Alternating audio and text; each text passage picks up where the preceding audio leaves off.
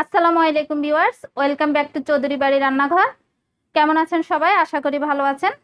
তো চৌধুরী বাড়ি রান্নাঘরে আজকে হবে একের ভিতর দুই, মানে হচ্ছে আমি আজকে আপনাদেরকে দুটো রেসিপি শেয়ার করব একসাথে। আমি আজকে দেখাবো যে মেয়োনিজ এবং বার্গার সস। তো আমি প্রথমে মেয়োনিজটা বানাবো। মেয়োনিজ বানানোর শেষে মেয়োনিজের সাথে আমি আরেকটি উপকরণ অ্যাড করব, আর এটা দিয়ে হয়ে যাবে বার্গার সস। সম্পূর্ণ রেস্টুরেন্ট স্টাইলে হবে। তো দেখতে হলে আপনাদের জানতে হলে পুরো ভিডিওটি দেখতে হবে। তা আশা করব পুরো ভিডিওটি না টেনে দেখতে থাকবেন। তো চলুন শুরু করা যাক।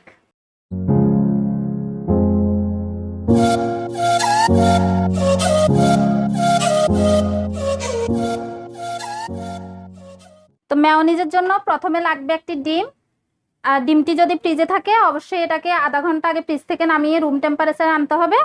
তো আমি প্রথমে মেয়োনিজের জন্য দিয়ে দিচ্ছি এখানে একটি ডিম।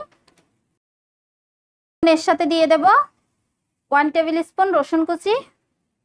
এখানে আসলে অনেকে ডিমের সাদা অংশ এবং কুসুম আলাদা করে ব্লেন্ড করে, তো আমি আজকে একসাথে করে নিচ্ছি। দিয়ে দিচ্ছি হাফ টি স্পুন গোলমরিচ। আসলে গোলমরিচটা অনেকে গুঁড়ো করে দেয়, আমি আজকে সবকিছু গোটায় দিচ্ছি। তারপরে দিয়ে দিচ্ছি হাফ টি স্পুন সর্ষে। দিয়ে দিচ্ছি 1 টেবিল স্পুন গুঁড়ো দুধ। দিয়ে দিচ্ছি সামান্য পরিমাণ লবণ। দিয়ে দিচ্ছি 1 টেবিল স্পুন চিনি। দিয়ে দিচ্ছি হাফ টেবিল স্পুন সিরকা। এখানে সিরকা না দিয়ে আপনারা লেবুর রসও দিতে পারেন। তো সিরকাটা অবশ্যই দিতে হবে, না হলে মেয়োনিজটা থাকবে না, নষ্ট হয়ে যাবে। তো চলুন এবার আমরা ব্লেন্ড করব। তো আজকে আমি মেয়োনিজটি তৈরি করব সম্পূর্ণ ব্লেন্ডারে। এখন এর জন্য আমি নিয়ে নিয়েছি এখানে 1 কাপ পরিমাণ তেল, সয়াবিন তেল। তো এখন আমি এখানে একটু একটু করে তেল দেব আর একটু একটু করে ব্লেন্ড করব। প্রথমে আমি এখানে 1 টেবিল স্পুন পরিমাণ দিয়ে দিলাম তেল। তো এখন আমি ব্লেন্ডার জারটির ঢাকনা বন্ধ করে দেব, দিয়ে এটাকে ব্লেন্ড করব।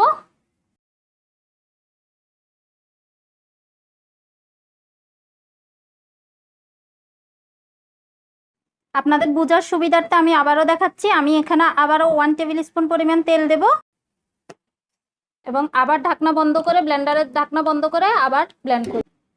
দেখুন আমি হাফ কাপ পরিমাণ তেল দেওয়ার পরে মেয়োনিজটার এই অবস্থা।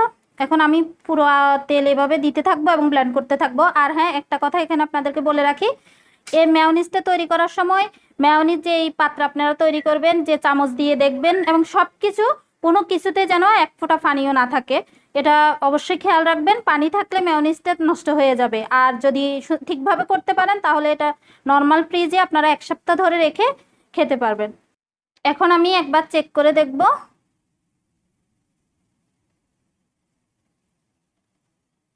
দেখুন এখনো চামচ থেকে পড়ে যাচ্ছে, তার মানে আরো একটু তেল লাগবে।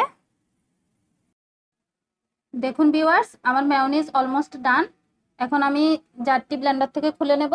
দেখুন এই যে দেখতে পাচ্ছেন আপনারা, আমি চামচে নিয়েছি এবং চামচ থেকে মেয়োনিজটা পড়ছে না, তার মানে এটা পারফেক্ট ভাবে রেডি।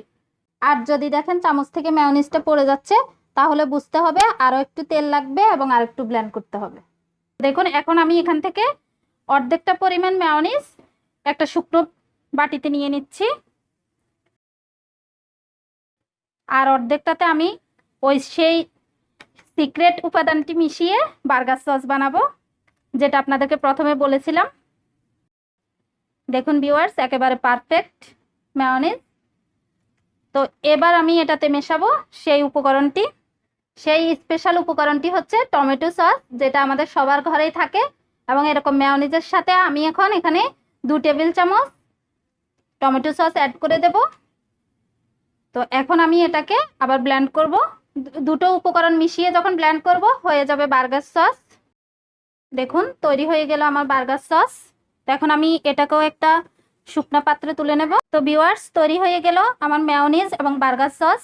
আপনারা দেখতে পাচ্ছেন খুব সহজে এভাবে ঘরে থাকা উপকরণ দিয়ে আমরা তৈরি করতে পারি রেস্টুরেন্ট স্টাইলে বার্গার সস এবং মেয়োনিজ। তো এই মেয়োনিজ এবং বার্গার সস আপনারা নর্মাল ফ্রিজে রেখে 1 সপ্তাহ ব্যবহার করতে পারবেন। তো আজকে আমার রেসিপিটি দেখে যদি আপনাদের ভালো লেগে থাকে তাহলে অবশ্যই ভিডিওটিতে একটি লাইক করবেন এবং সাবস্ক্রাইব করে আমার পাশে থাকবেন আপনারা। তো সবাই ভালো থাকবেন, সুস্থ থাকবেন। দেখা হবে আবার নতুন কোনো ভিডিওতে নতুন কোনো রেসিপি নিয়ে। আল্লাহ হাফেজ।